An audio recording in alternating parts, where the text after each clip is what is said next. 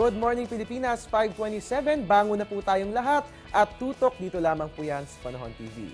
Ngayon po silipin po natin ang mga naitala nating minimum and maximum temperature. Meron po tayong minimum na 23 degrees Celsius, naitala po natin yan ng 6 a.m. Ang maximum po natin ay 31.6, naitala po yan ng 12 p.m.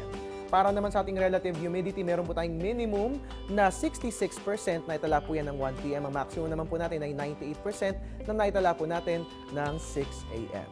At ngayon naman po, nung oras na para sa ating question of the day mga kababayan, dahil nga po kayo kanina pa nakatutok, I'm sure ay madali nyo masasagot ang ating katanungan.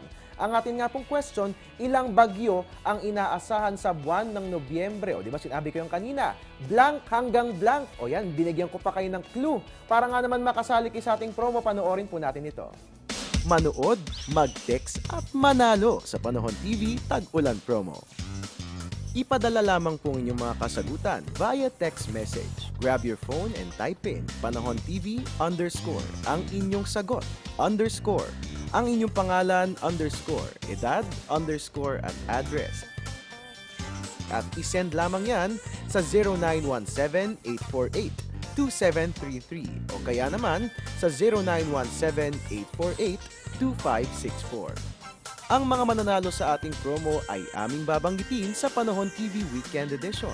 Alas 5 ng umaga kung kaya't ugaliin lamang ang pagtutok. Kasabay niyan, kayo po ay makakatanggap ng isang text message at tawag mula sa Panahon TV na nagsasabing kayo ang maswerteng nanalo sa ating promo. Ang inyong premyo ay padadala sa inyo ng Panahon TV via Air 21. Sagot ko, padala mo.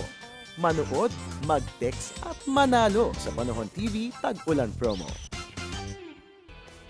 At mga kababayan, simulan na po ang pamimili ng hamon at keso de bola dahil 51 days na lamang at Pasko na. O di ba, ang bilis, bukas 50 na lang. Tapos mamaya, mapapansin nyo na lang, ay December 25 na. Ay, bilis talaga ng panahon mga kababayan, no?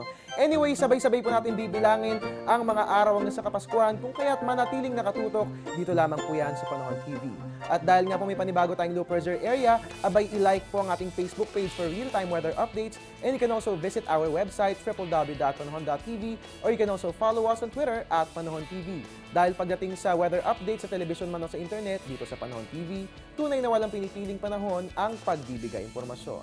At mula noong umaraw man, I'm the man. I'm your weatherman, Harry Bayona. Nagpapaalalang tiwala lang, may tamang panahon ang bawat pagkakataon. Salubungin po natin ang Lunes na ito ng may ngiti sa ating mga labi. Good morning! Ang programang ito ay hatid sa inyo ng Air 21. Sagot ko, padala mo!